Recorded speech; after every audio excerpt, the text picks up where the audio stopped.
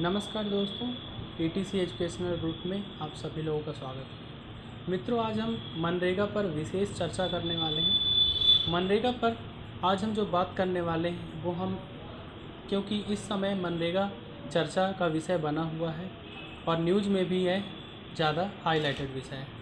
हम आज जो बात करने वाले हैं वो ये बात करने वाले हैं कि लॉकडाउन में मनरेगा एक विकल्प रोज़गार के लिए कैसे बना हुआ है।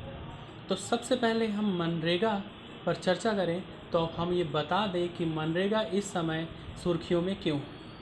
तो हाल ही में ग्रामीण विकास मंत्रालय ने कहा है कि चालू वित्तीय वर्ष 2020-21 के दौरान महात्मा गांधी राष्ट्रीय ग्रामीण रोजगार गारंटी योजना के तहत 1,01,500 करोड़ रुपए का आवंटन किया गया है। यह इस कार्यक्रम के अंतर्गत अब तक का सबसे बड़ा आवंटन है।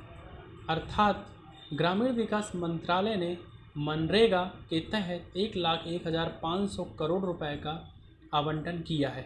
इस कारण से ये सुर्खियों में बटा हुआ है कि मनरेगा जो कि रोज़गार देने के लिए बनाया गया था, उसके तहत इतना बड़ा आवंटन क्यों किया गया। तो सुर्खियों में इस समय ये चर्चा का विषय बना हुआ है। इसके साथ ही हम सबसे पहले जानें कि मनरेगा आखिर है क्या।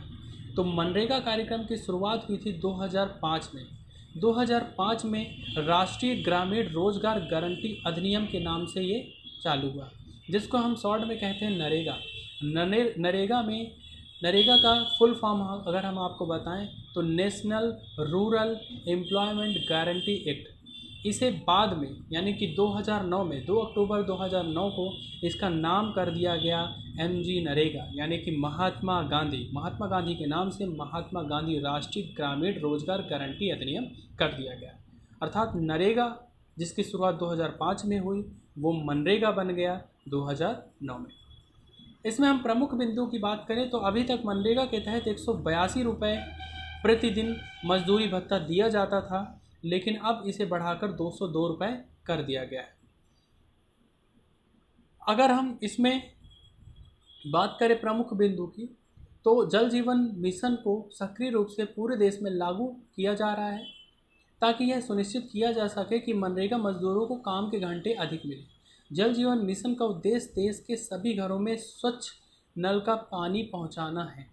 इस मिशन के तहत सरकार का यह उद्देश्य है कि हर घर में स्वच्छ जल उपलब्ध कराया जा सके और इस स्वच्छ जल को उपलब्ध कराने के लिए मनरेगा के मजदूरों को काम में लगाया जाएगा और उनके काम के घंटे भी अधिक मिलेंगे। इसमें लेकिन चुनौती भी हमारे सामने कई है। इसमें प्रमुख चुनौती है कि मनरेगा तो 100 दिन का रोज़गार देने की गारंटी योजना थी। दिक्कत यह है कि लोगों को इससे औसतन 47 दिनों का ही रोज़गार मिल पा रहा है। मनरेगा के तहत रजिस्टर्ड कोई भी मजदूर जिसे सरकार साल के 100 दिन रोज़गार देने की गारंटी देती है, लेकिन वर्तमान में लोगों के समक्ष यह चुनौती है कि इससे महज 47 दिन का ही रोज़गार मिल पा रहा है। आखिर कोरोना काल में इसके सामने चुनौती यह भी है कि लोग पहले से मनरेगा में काम करते थे, उनके साथ साथ नए प्रवासी मजदूर भी मनरेगा में शामिल होंगे, जिससे इनके सामने रोज़गार सृजन की दिक्कत सामने आएगी।